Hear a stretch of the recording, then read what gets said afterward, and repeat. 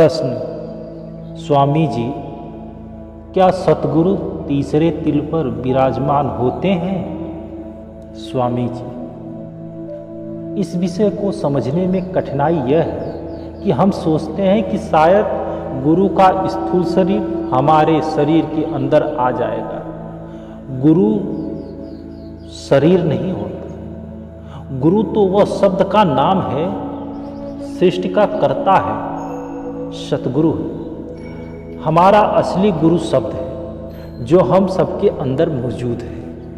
अंतर में गुरु शब्द की आवाज़ और शब्द के प्रकाश में प्रकट होता है और नूर स्वरूप में दिखाई देता है।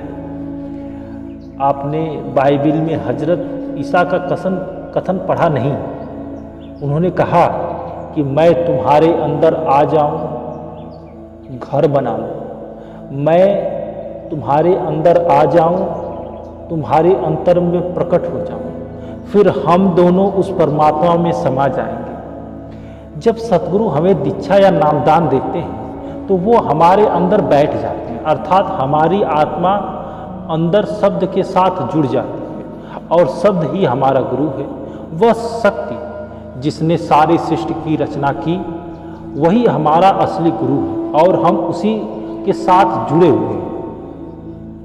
सतगुरु शब्द में ही अपना रूहानी स्वरूप धारण करके अंतर में शिष्य के सामने ज्योतिर्मय स्वरूप में प्रकट होते हैं। गुरु का असली रूप शब्द है तथा आत्मा उस शब्द की असली शिष्य है। इन सबों का भाव यह है कि जीव का असली स्वरूप आत्मा और सतगुरु का असली स्वरूप शब्द है। शरीर तो दोनों अवस्थाओं में साधना का माध्यम ही है। देह का चोला धारण करके आई आत्मा शिष्य को देह का चोला धारण करके आया शब्द गुरु अंदर शब्द के साथ जोड़ने का कार्य करते हैं। अपनी मौजूदा स्थिति में हम उस शक्ति से, उस शब्द से परिचित नहीं होते। अभी तो हम गुरु के स्थूल शरीर को ही जानते हैं।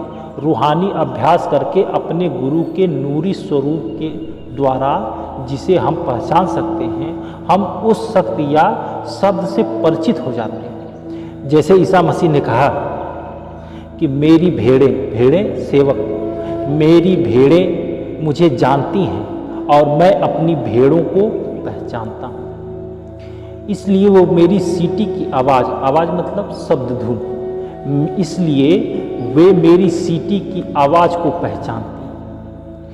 इनका भाव है कि जिन जीवों को संत सतगुरु ने नाम का भेद दिया, उन रूहों को वह पहचानती हैं, और जिन जीवों को सतगुरु ने नामदान या शब्द का भेद प्राप्त नहीं कराया, वे सतगुरु को नहीं पहचानते। दूसरे शब्दों में, जिन जीवों के बाहर सतगुरु देह स्वरूप में दर्शन देते हैं, वे अंदर में भी सतगुरु के नूरी स्वरूप को पहचान सकती हैं। ईसा ने इशारा किया कि यह भी कहा है उन्होंने कि उनके सिवा और सब चोर डाकू हैं, अर्थात अंदर अनेक प्रकार के स्वरूप दिखाई देते हैं। पर शिष्य को अपने सतगुरु के सिवा और किसी स्वरूप का दर्शन नहीं करना चाहिए, उसे छोड़ देना चाहिए, उन स्वरूपों पर विश्वास नहीं करना चाहिए, क्योंकि वे उसे गलत रास्ते पर डाल सकते हैं। जब बाहर देखा जा चुका कि सतगुरु अंदर स्वरूप में से बाहर के देह स्वरूप जैसा ही स्वरूप उनके नूरी स्वरूप को प्रकट कर रहा है, तो उसकी सेवक आत्माएं उसको तुरंत पहचान लेती हैं। शिष्य द्वारा अपने गुरु को अंदर पहचानना जरूरी है। इसीलिए सतगुरु शब्द में से रूप धारण करके प्रकट होते हैं। अंत में तुम मुझे और मैं तुम्हारे अंदर आ जाऊंगा, ये भी एक कथन है। इसका तात्पर्य है कि मैं तुम्हें अपने अंदर समाहित कर लूंगा। इसका मतलब कि हम अपने आप को या अपनी हस्ती को खोकर शब्द में समा जाएंगे। उस शक्ति को परमात्मा कहें या सतगुरु, शक्ति एक है। हमें अपनी हस्ती को उस शक्ति में लीन करना है।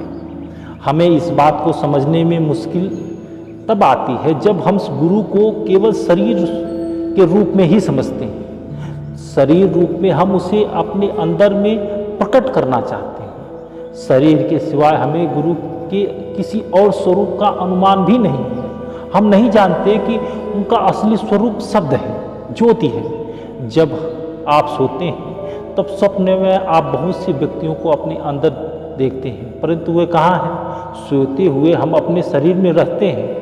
हम बिस्तर छोड़कर कमरे से बाहर नहीं जाते, फिर भी स्वप्न में हम बहुत से लोगों को उससे मिलते हैं, जुलते हैं, उनके साथ बातें करते हैं, हंसते हैं, खुशी मनाते हैं, रोते हैं, दुखी भी होते हैं। वे कहाँ होते हैं और हम कहाँ होते हैं? आवश्यक यह सब है कि ये सब एक चेतना है, एक खास स्तर पर हमारे शरीर के अंदर ये होता है। अगर ये सब स्वप्न है तो स्वप्न अंदर कहाँ होता है? तो गुरु हमारे अंदर क्यों नहीं आ सकते? इस भाव को जो समझता है उसको अपने सद्गुरु पर विश्वास होता है। सतगुरु पर विश्वास होना संत मत में बहुत बड़ी, बहुत ऊंची अभ्यास कहा गया। जय गुरुदेव।